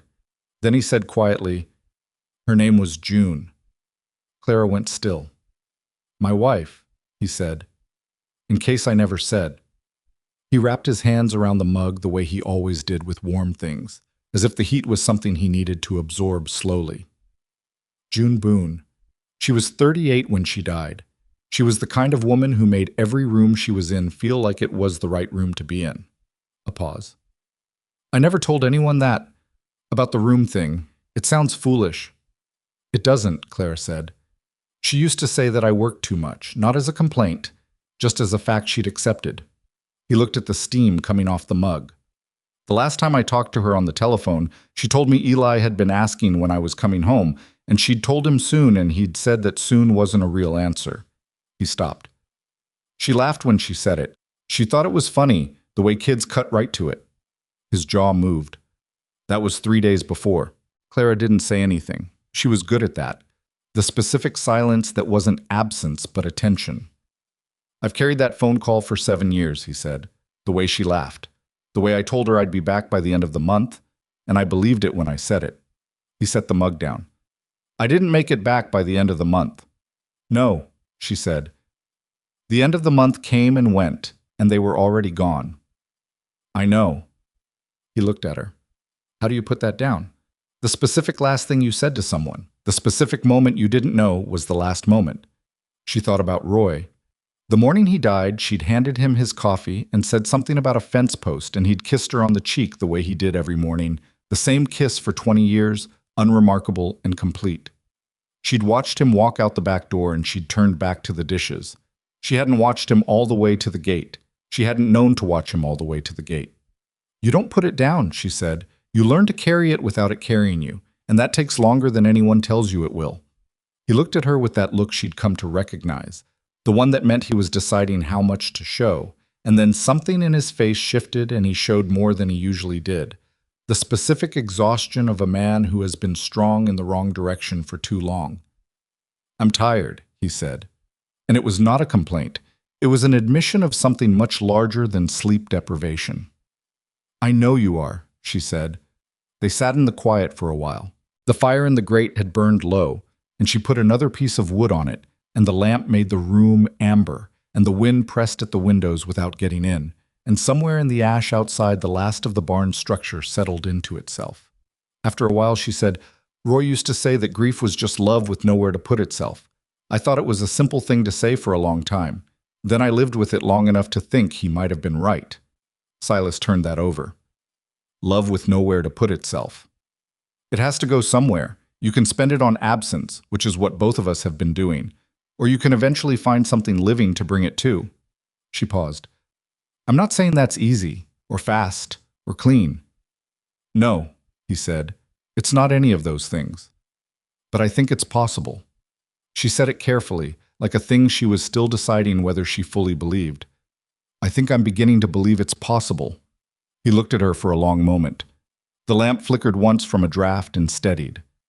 Clara, what are we doing here? The question was direct, and she had been waiting for it in some form for weeks, and she still didn't have a perfect answer, which was probably the honest condition of most things worth doing. I think we're figuring that out, she said, at whatever speed it needs. I don't want to be something you settled for because the barn burned down. You're not. I need to say it, he said, because I know how this looks. Man with no home, woman with an empty house. Silas. She leaned forward slightly. I moved that sewing basket 6 weeks ago. I moved it because something had changed in me about what that chair was for. That was before the fire. She held his eyes. I'm not impulsive, and I'm not desperate, and I'm not settling. I am, however, 52 years old, and I have spent enough time being careful that I know the difference between careful and afraid. He was quiet. And what I've been doing for 2 years, she said, is afraid. He looked at the fire. She watched the side of his face in the amber light, the specific geography of a face that had been through decades of weather, both literal and otherwise. That was not a young face and was not trying to be. That had settled into what it was with the kind of resignation that sometimes looked like peace from a distance. June would have liked you, he said finally. It landed softly and heavily at the same time, the way the truest things did. Tell me why, she said. He thought about it. Because you don't wait for permission to do what needs doing, and because you tell the truth even when it costs you something. He paused. And because you didn't let me be invisible. She felt her throat tighten. Roy would have argued with you about fence post spacing. He almost smiled. 9 feet. He'd have said 10. He would have been wrong. He was wrong about a lot of things, she said, and the love in her voice for Roy came through exactly as it was, complicated and present, and not in conflict with anything else in the room. He was still the best person I've known. Eli was 4 years old, and he was already the bravest person I'd ever known, Silas said. He wasn't afraid of anything. Animals, heights, the dark. None of it. Just completely convinced the world was all right. He stopped. I used to wonder where he got that. June and I were both worriers. Maybe it was because you were there, Clara said. Both of you. Maybe he was brave because he had people to come back to. Silas looked at her. Children are brave when they feel safe, she said. That's not an accident. That was you. That was June. He looked down. His hands around the mug were not entirely steady, which she noticed without remarking on. Some things you noticed and let exist without commentary. After a while he said, I haven't slept inside a house in 7 years. I know. I'm not sure how I'll do with it. The couch is real, she said, and the blanket's warm, and I'll be in the next room. She stood up. That's all it needs to be tonight. He looked up at her. Something passed across his face that was not one thing but several things at once, and she didn't try to name all of them. Thank you, he said, for the barn, for all of it. Go to sleep, Silas. She went to her bedroom and lay in the dark and listened to the house settle around her and thought about June Boone, who had made every room feel like the right room to be in, and about Eli, who had been brave because he felt safe, and about Roy, who had kissed her on the cheek every morning for 20 years without either of them knowing which one would be the last. She thought about the empty chair in the front room and the man sleeping on her couch, and the barn that was now a rectangle of ash in the frozen yard. She didn't sleep for a long time, but the not sleeping was different than it had been. It was not the anxious wakefulness of a woman alone in a house listening to the specific silence of no one else being in it. It was something quieter, something that was almost, if she was honest, close to rest. In the morning, she woke to the smell of coffee. She lay there for a moment, not sure she'd placed it correctly, because the smell of coffee in the morning was not a thing that had happened in this house without her making it in 2 years and 3 months. Then she got up and put on her robe and went to the kitchen doorway. Silas was standing at her stove. He had found the coffee things without being told where they were, which meant he'd looked, which meant he'd been up long enough to look, and he was making coffee in the same pot she used, having clearly figured out the old percolator by studying it because it wasn't an obvious machine. He heard her and turned. He looked like he hadn't slept well, the specific pallor of someone who had been somewhere strange and had not made peace with it. But he was upright, and his eyes were clear. "I didn't know if you took anything in it," he said. "Just black." He nodded and poured a mug and held it out, and she came and took it, and they stood in the kitchen in the early light, both of them a little rough from the night, neither of them making more of the moment than it was. "How's the hand?" he asked. She'd wrapped it before bed. It was angry this morning, red and stiff at the palm. "I'll go to the clinic in Calverton. I'll drive you." She looked at him. He said it plainly, no particular weight to it, the way you said things that were simply what was going to happen. "All right," she said. The clinic in Calverton was run by a physician's assistant named Daryl, who was thorough and unhurried and assessed Clara's burn with the focused attention of someone who cared about the outcome. "Second degree on the palm," he said, manageable with proper dressing and care, not requiring anything more than what he could do right there. He cleaned it and dressed it and gave her instructions in a tone that assumed she was capable of following them, which she appreciated. Silas sat in the waiting room the whole time. When she came out, he was reading a magazine that was a year old, the kind of reading that was really just waiting with something in your hands. He stood when he saw her. "All right?" "Burns," she said, "but manageable." He looked at the wrapped hand. Something moved across his face that she had learned to read by now. The particular internal weather of a man who held himself responsible for things. "Don't," she said. "I'm not—" "You're about to. Don't." He closed his mouth.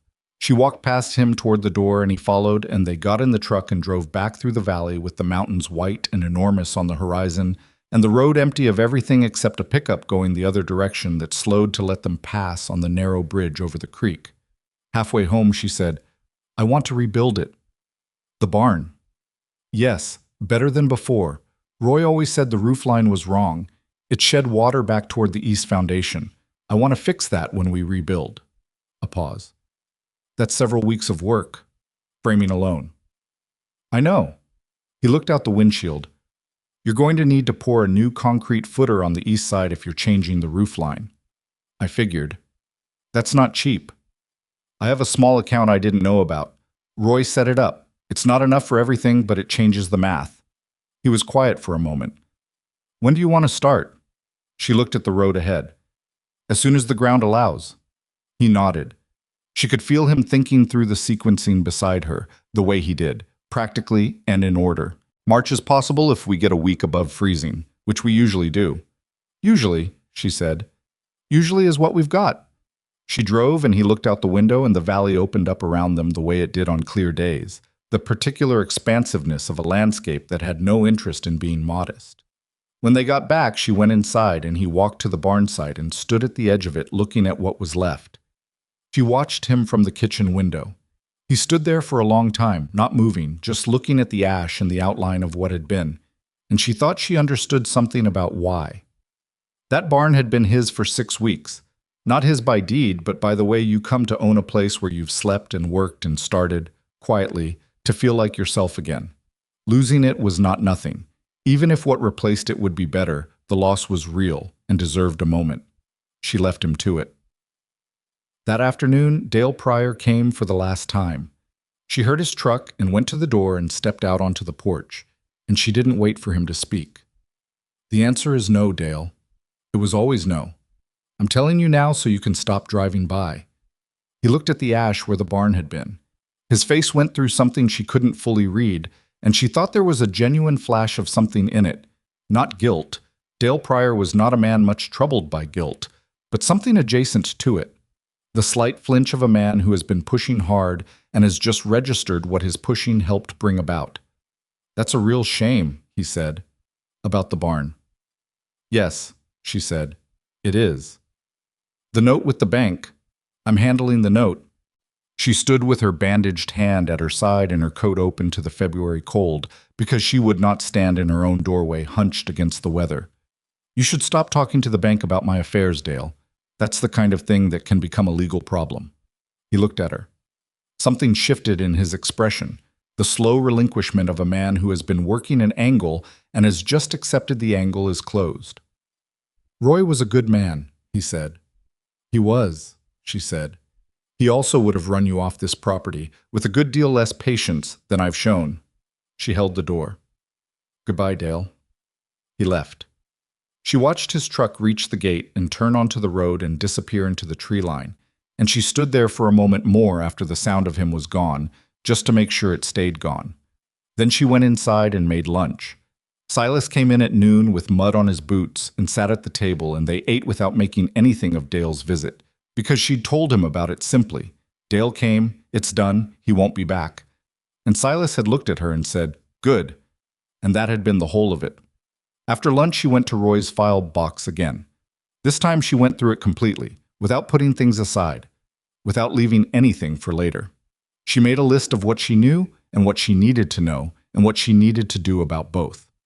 It took 3 hours, and when she was done, she had a clearer picture of her situation than she'd had in 2 years, which was uncomfortable and also necessary, the way a lot of true things were. The banknote was manageable. Difficult, but manageable. She would go in before the end of February, show them the improvements, show them the account she'd found, show them the plan. She had a plan now. That was new. She went to the front room at dusk and sat in her chair and looked at Roy's chair for a while. Then she got up and picked up the small carved horse she'd found on the floor near the couch, which must have fallen from Silas's pocket in the night. She looked at it. He'd gotten further along than she'd realized in the barn. The shape was clear now, a horse mid-stride, the head slightly lowered, 4 legs not quite in proportion, but close, the whole thing fitting in her palm. The wood was smooth in the places he'd worked longest. She set it on the table beside Roy's chair. Not on the seat, beside it. An object belonging to a living man, placed near a chair that had been holding only the past. She looked at that arrangement for a moment. Then Silas came in from outside and stopped when he saw her looking at it. He saw the horse on the table and his face did something complicated. "It fell," she said. "I found it this morning." He crossed the room and picked it up, turning it in his hands. "I've been working on it for a while. It's still not right.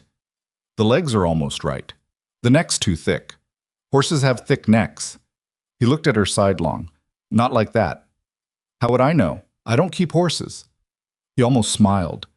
He looked at the chair beside where the horse had been sitting, and she watched him look at it, and there was a long moment where the room held something that neither of them was in a hurry to resolve. "Silas," she said, "I want to say something, and I need you to hear it completely before you respond." He looked at her, waited. "You came here at the beginning of January with a pack on your back and asked to sleep in my barn. You said you wanted nothing else." She held his eyes. "I'm asking you to want something else. I'm asking you to stay. Not through the fence work, not through the hay, permanently. As the person who belongs here." She paused. "I'm not asking you to replace Roy. I'm not asking you to become something you're not. I'm asking you to be what you've been for the last 6 weeks, which is the person this place has been missing without either of us knowing it was missing anything specific." He stood very still. "You can say no," she said. "Or you can say you need time. Either one is an honest answer, and I'll take it." He looked at the horse in his hand, then at the chair, then at her. "What about the chair?" "What about it?" He was quiet for a moment. "I've been afraid of chairs for 7 years, Clara. Specifically chairs that mean something. I know that. I'm not sure I'm fixed. I'm not asking for fixed. I'm asking for honest and present and willing to try." She paused. "I'm not fixed either. I still hear Roy on the back steps sometimes. I still reach for the phone to tell him things." She looked at the chair. "But I'm no longer willing to let this room be a memorial when it could be a place where people live." He looked at the chair for a long moment. She watched his jaw work through something. She did not rush it. She had learned that the most important things he did slowly, with the full weight of himself behind them. He crossed the room.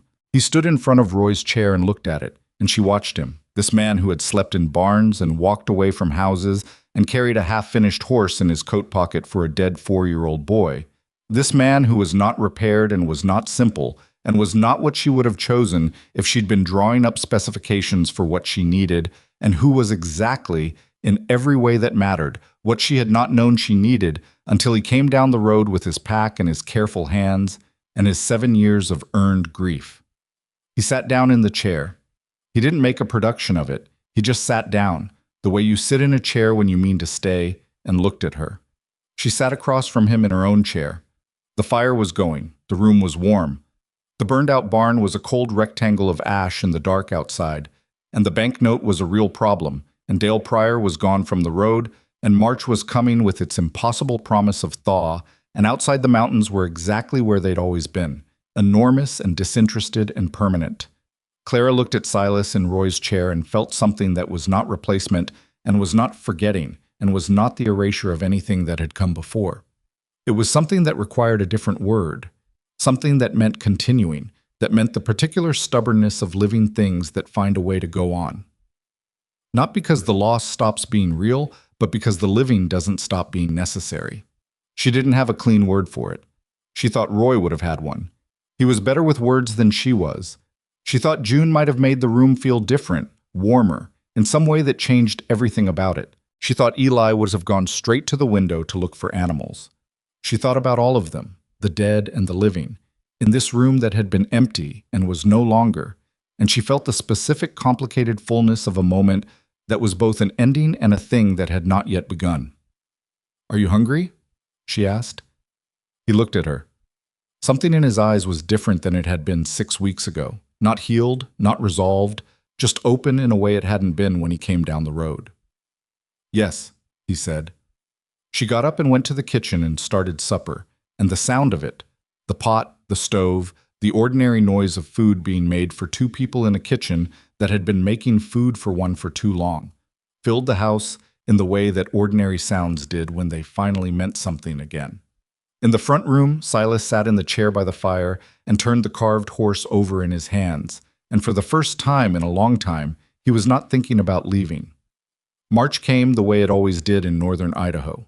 Not cleanly, not with any particular announcement, but in increments that you had to watch for if you wanted to catch them. The first sign was the sound of water. Not rain, not yet, but the slow drip from the eaves when the afternoon sun hit the roof at the right angle. The particular music of ice remembering it had another form. Clara heard it on a Tuesday morning, standing at the kitchen window with her second cup of coffee, and she stood there listening to it for a moment before she said anything. Then she said, to the room, because Silas was at the table behind her eating toast, "Ground's going to start moving soon." "Couple weeks," he said. "Maybe less if this holds." "Concrete footer first." "Concrete footer first," he agreed. That was how their mornings had begun to work. Not dramatically, not with the weight of what had shifted between them sitting heavy on every exchange, but practically, in the language of work and weather and the particular shorthand that developed between people who shared a space and a purpose. She had not expected it to feel so ordinary. She had expected more awkwardness, more of the careful navigation of 2 people figuring out new ground. Instead, it had settled into something that resembled, more than anything else, competence. 2 people who were good at different things finding the overlap. He slept in the house. She had not made a ceremony of the transition from the barn's couch to the second bedroom down the hall. She'd simply made the bed with clean sheets the morning after the fire and told him the room was his, and he had moved his pack in without discussion. The pack was smaller than she'd have expected for a man carrying 7 years in it. He didn't own much. She thought that was probably both a practical reality and a philosophical position that he had arrived at in the way people arrived at philosophical positions, through necessity first and then conviction. The second bedroom had been used for storage since Roy's son from his first marriage had stopped visiting, years before Roy died. She'd cleared it in the fall, telling herself she was just reorganizing, not telling herself why she wanted a clear room, because she hadn't known why. She understood now that some part of her had been preparing for something before she knew what the something was. The body sometimes knew before the mind caught up. The hand healed. not fast and not without complaint. She changed the dressing every morning at the kitchen table, and Silas sat across from her with coffee and did not watch in a way that made her feel managed, but was present in a way that made the process feel less like tending a wound alone. By the third week of March, the new skin was pink and tight and functional, and she told the physician's assistant at the follow-up that it was fine, and Daryl said it was better than fine, which she took as a professional compliment. She went to the bank on the second Thursday of March. She went alone, which Silas did not challenge. She'd assembled everything into a folder the night before. The account Roy had kept, the property improvement records, photographs she'd taken of the well housing and the fence work and the equipment she'd roof, the lumber receipts, the list of completed projects in her own handwriting with dates. She laid it out for the loan officer Patterson, who was younger than Clara's daughter would have been if she'd had one, and who looked at the folder with genuine attention. "You've done a lot in a short time," Patterson said. "I had help. The improvements are significant." She turned a page. "And this account? Did you know about this when we spoke last month?" "No, I found it after." Patterson looked at her. "Mrs. Whitlock, honestly, with what you've shown me today, an extension isn't a question. We can refinance at current terms, extend the period, reduce the monthly to something that works with a realistic revenue projection." She set the folder down. "You came in here in a much stronger position than I think you realized you were in." Clara looked at her. "Is that a polite way of saying I've been worrying more than I needed to?" "It's a way of saying that a lot of people in difficult situations undersell what they've actually managed." Patterson's voice was careful but direct. "You kept this property going through 2 hard years alone. That's not nothing. That's what banks look at." She drove home with the signed refinancing paperwork on the passenger seat and felt the specific lightness of a problem that had been large enough to distort her whole field of vision becoming, suddenly, its actual size. It had still been real. It had still needed solving. But it had not been the insurmountable thing she'd built it into during the long winter nights of running the numbers in her head at 2 in the morning. She thought about what Silas had said in the frozen pasture, weeks ago now, standing over the dismantled well housing. Find out what you're actually dealing with before you decide how scared to be. She had filed that away when he'd said it, and now she took it back out and looked at it and thought that it was the kind of thing that sounded simple and was not, that required a particular discipline to practice, the discipline of separating the actual problem from the fear that had grown up around it. She was still working on that discipline. So was he. Neither of them had arrived at it, but they were both moving in its direction, which was probably the best you could say about most things worth doing. The concrete footer for the new barn went in on a Thursday when the ground had thawed enough to be workable. Silas had marked the dimensions the week before, adjusting for the new roof line, moving the east foundation point 6 inches back to redirect the water drainage. She had stood beside him while he figured it, and she had understood about half of what he was doing and asked about the half she didn't understand, and he had explained it without condescension, which she valued more than he probably knew. Tom Harmon's boy came to help with the pour. He was 19 and strong and not much for conversation, which suited all 3 of them fine.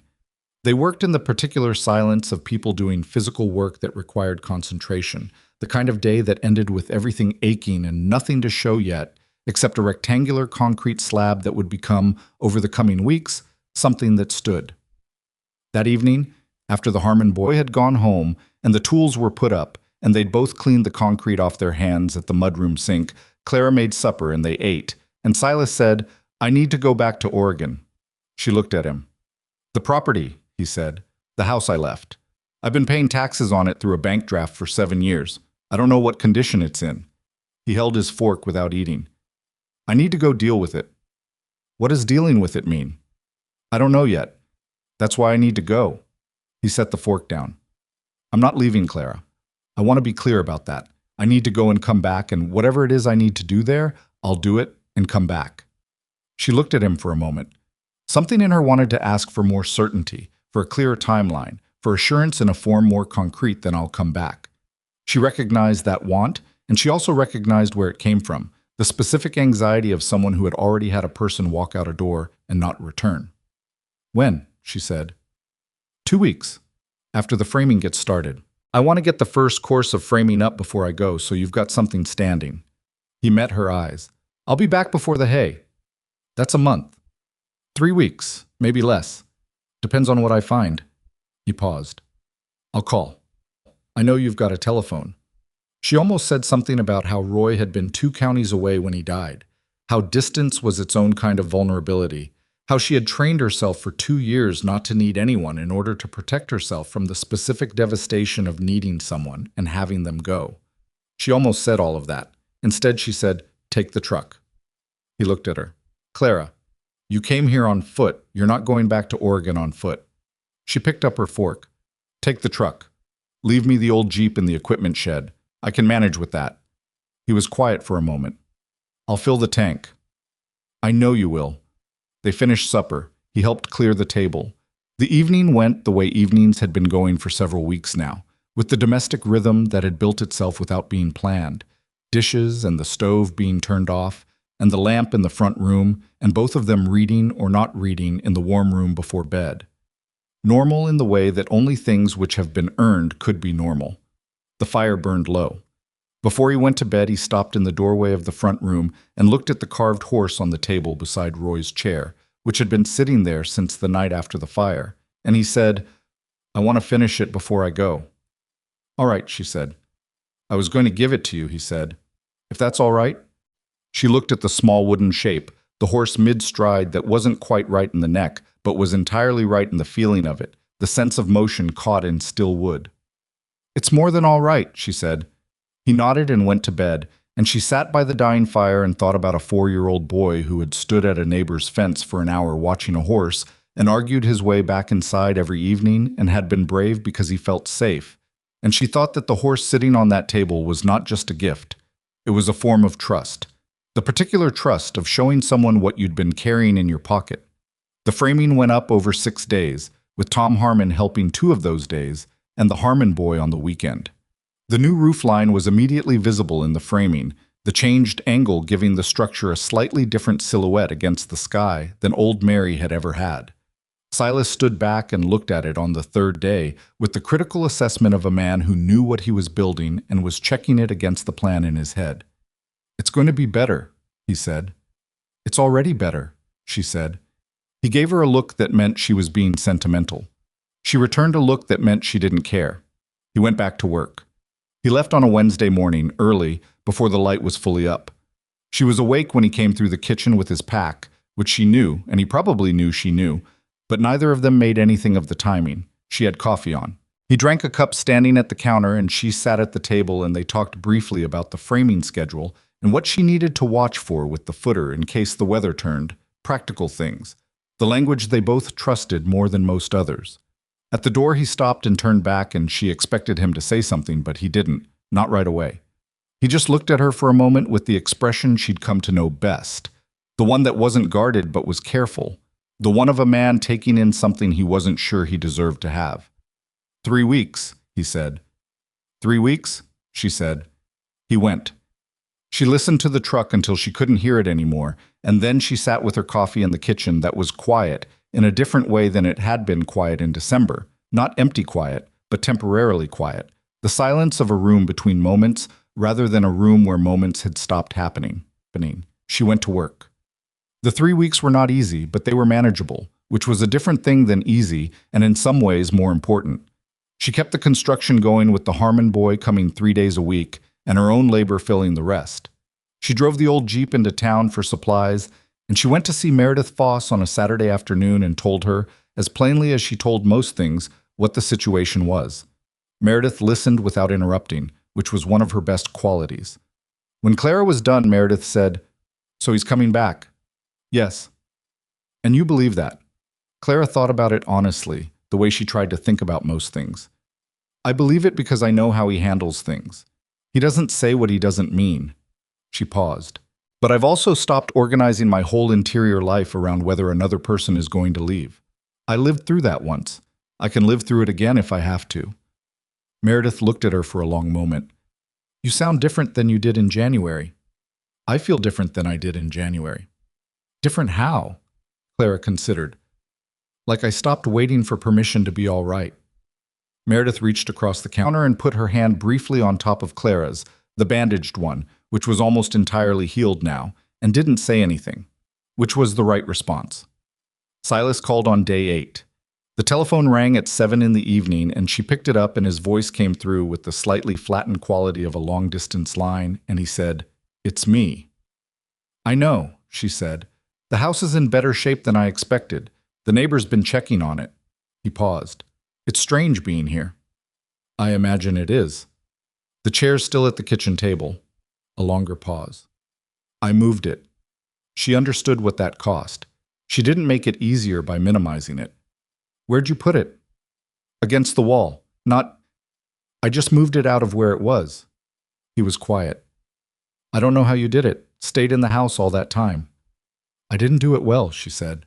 "I just did it." He was quiet for a moment. "I put the house with an agent. It'll take a few weeks to process, but I'll be back before it closes. I don't need to be here for any of that." "All right." "Clara." His voice changed slightly, took on the quality it had when he was saying something he'd decided to say, rather than something that just came out. "I've been thinking about what you said, about wanting something else, about staying, and I want to be worth what you're asking." A pause. "I'm not sure I'm there yet, but I'm not going in the other direction anymore. That's something." She sat down at the kitchen table. Outside the window, the framing for the new barn was visible against the early evening sky, the changed roofline making a shape she was getting used to. "It's enough," she said. "It's more than enough." He came back on day 19. She heard the truck on the road and didn't go to the door immediately, which was its own kind of discipline. She was at the kitchen table with the property account spread in front of her, and she let him pull through the gate and park and come to the door and knock, which he did. Knocked at the door of a house he'd been living in for weeks, because he was that kind of man, the kind who understood that entry required permission even when you'd been given it before. She opened the door. He looked like himself. Slightly tired from the road, but the particular set of him, the way he held the weight of his own presence, was different than it had been when he'd left. Something had been put down in Oregon. Not everything, not the grief itself, but the particular rock of unresolved business that had been pressing on him from a distance for 7 years. He'd gone and stood in the house and moved the chair and talked to the agent and driven back, and somewhere in that sequence something had shifted in the direction of forward. "You're back," she said. Said I would be. She stepped back from the door to let him in. He brought his pack inside and set it by the stairs and looked around the kitchen the way you looked at a place you'd been away from, checking it against memory. "The roof framing's further along than I expected," he said. "The Harmon boy is fast when he's motivated." "What'd you motivate him with?" "I told him we'd let him use the south pasture for his horse in summer if he earned it." Silas looked at her. "You don't have a south pasture arrangement to make yet." "I know. I'll have one by summer." He almost smiled. He went to the stove and put his hand on the side of the coffee pot to check if there was anything in it, which there was, and poured himself a cup and stood at the counter, and she sat back down at the table, and they were in the same room again with the same ease they'd built before he left, neither of them having to reconstruct it from the beginning. "The house sold," he said. "Agent called on the road. They had an offer before I was even out of the state. That was fast. The land more than the house. Neighbor wanted to expand his pasture. He'd have bought it years ago if I'd have let him." He drank his coffee. "It's done now." She looked at him. "How does that feel?" He thought about it, which she'd learned was his way of treating questions with the respect they deserved. Like closing a door that had been left open so long the whole house had gotten cold. He looked at the window. "Like I can stop thinking about it." She nodded. He sat down across from her at the table, and she moved the account papers aside to make room, and he looked at what she'd been working on, and she showed him where things stood, the refinancing, the lumber costs, the projection for the summer hay situation, the small savings account that had changed the math in ways she was still recalculating. He looked at the numbers with the focused attention of someone who understood them and made 2 observations that she hadn't considered, one of which changed the projection for the better. He did not take over. He just added to what she was already doing, the way a second person added to a thing, changing its scope without displacing the one who'd started it. They had supper. She'd made stew again, the last of the winter jars. And when she brought the bowls to the table, he said, "This is the same recipe as January. It's my recipe. January or March, it's the same recipe. It tastes better in March." She sat down. "Why is that?" He thought about it. Because in January I wasn't sure I'd still be here to eat it. She looked at him across the table. In the lamplight, his face was the face she'd been reading for 4 months now, the grammar of it familiar enough that she could see the difference between what it was doing now and what it had done in January, the slightly less defended quality around his eyes, the way he sat in the chair, Roy's chair, which he'd taken to using at meals without ceremony several weeks back, like it was a chair and not a test. "Silas," she said, "I want to get married." He looked at her. "Not this week," she said, "not even this month. But I want you to know that's where I'm pointing, so you can decide if that's where you're pointing too." He was quiet for long enough that she felt the familiar pull of second-guessing herself, of wondering if she'd said it too plainly, if there was a softer approach that would have landed better. Then she reminded herself that she had never found a softer approach that worked better than the plain one, not once in 52 years. "You sure?" he said. "I said I want to. Not that I'm sure of everything. Those are different things." He looked at his stew, then at her. "Roy's chair." "Chairs are chairs," she said. "People are people. I know the difference." He looked at her for a long moment. "I've got nothing to bring to this. The house is sold. The money from it is real, but it's not. I'm not asking for a transaction, Silas. I know that. I'm trying to say—" He stopped, tried again. "I'm trying to say, I want to come to this as something other than a man who wandered in and stayed because he ran out of road. Then come to it as the man who fixed the fence and rebuilt the well housing and went back to Oregon when he needed to and came back when he said he would." She held his eyes. "That's not a man who ran out of road. That's a man who found somewhere worth stopping." He was quiet for a moment. His jaw did the thing it did when something was moving through him that he hadn't made a decision about yet. Then he said, "All right." Just that. "All right." The same words they'd been using with each other since January to mean yes and I understand and I'm in, the plainest possible language between two people who had agreed without ever discussing it. That plain was the most honest register. "All right," she said back. They finished supper. The stew was good. He was right that it tasted different than it had in January, though she thought the reason was more complicated than he'd said. Less about certainty and more about what it meant to eat something familiar in a room that had changed. How the same bowl of stew could be a completely different experience depending on who you were when you sat down to it. Spring moved in earnest through April. The new barn went up board by board, the changed roof line becoming more apparent and more right-seeming as the structure rose, the old drainage problem eliminated in the design before it could repeat itself. The valley drove by and looked, the way valleys did, and some of them stopped to say something, and most of what they stopped to say was useful or kind or both. And the ones who had something less kind to say apparently decided against stopping, which was the best outcome Clara had dared to hope for from most of them. Meredith Foss came out on a Saturday in April and looked at the framing and said, "It's going to be taller than the old one." "Roofline change," Clara said, "for drainage." Meredith looked at Silas, who was up on the framing checking a connection with Tom Harmon. "He knows what he's doing." "Yes." "You both do," Meredith said, which was the whole of what she'd come to say. And then she left.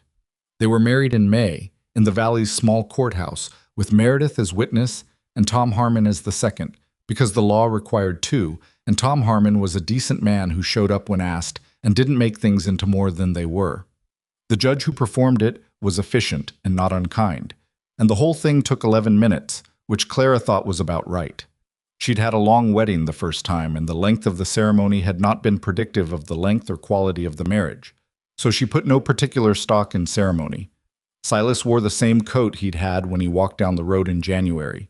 She'd washed it twice since then, and it fit him properly now, which was different than she remembered it fitting him that first day. She understood that the change wasn't in the coat. Meredith cried, which neither of them had predicted. Tom Harmon shook Silas's hand with the earnest grip of a man who meant it and told Clara she looked good, which was Tom Harmon's version of eloquence, and she received it as such. They drove home. The new barn was standing complete by then, the roof closed, the interior still needing work, but structurally sound, the changed roof line directing water exactly where Silas had calculated it would go. She'd stood in the first rain after the roof went on and watched the water fall clean away from the east foundation, and felt the particular satisfaction of a problem solved before it could repeat itself. He had not slept in the new barn once. Summer came with the particular intensity of an Idaho summer following a hard winter. Heat that was real rather than merely warm, the kind that made you remember why fall and spring mattered, gave them context.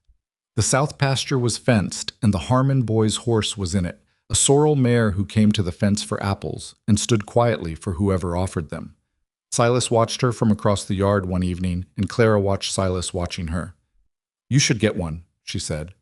"We should," he said, not correcting her exactly, just adjusting the pronoun with the ease of a man who had stopped thinking in singular terms. The hay was cut and baled before June's end, with hired help for the cutting and the two of them stacking. The banknote was restructured, and the monthly payment was manageable against what the property was now producing and would increasingly produce.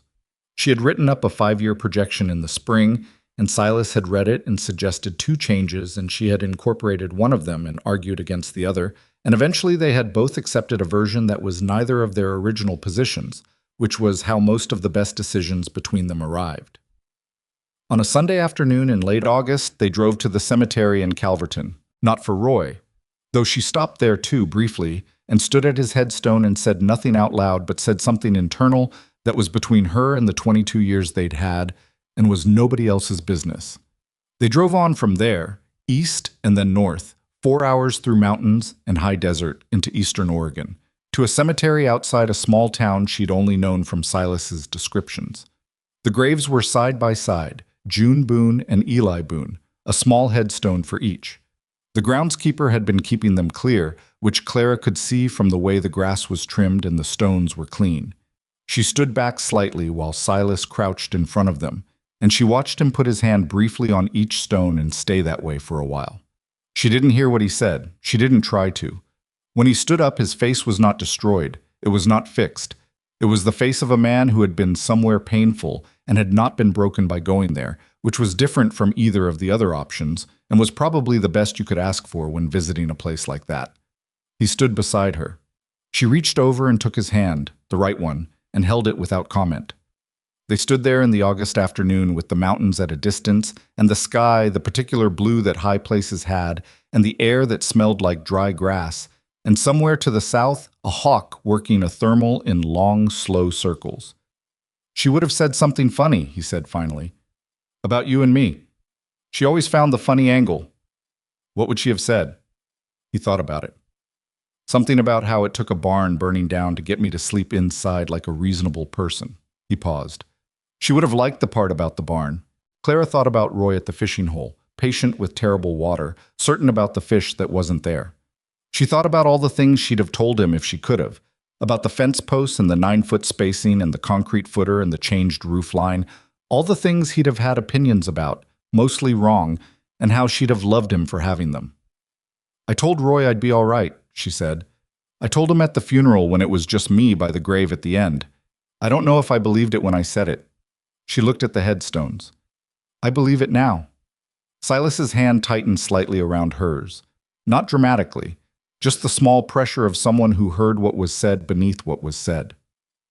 They drove home through the evening, through the mountains going orange and then purple and then dark, and she fell asleep somewhere in the second hour with her head at an angle against the window, and when she woke up, they were on the valley road, the familiar darkness of home, and Silas was driving with the steady attention he brought to everything he did.